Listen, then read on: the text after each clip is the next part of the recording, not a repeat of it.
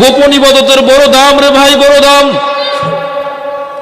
এজন্য আল্লাহ পাক রব্বুল আলামিন এক আয়াতের মধ্যে বলেন, বিসমিল্লাহির রহমানির রহিম, ইন তুবদুস সাদাকাতি ফানি'ম্মা হি ওয়া ইন তুখফুহা ওয়া তুতুহাল ফুকারা ফাহুয়া খায়রুল লাকুম ওয়া ইউকাফিরু আনকুম সাইয়্যাতিকুম। আল্লাহ বলেন, ইন তুবদুস সাদাকাতি ফানি'ম্মা হি, যদি তোমরা প্রকাশ্যে সদকা দান সদকা করো এটা ভালো জিনিস।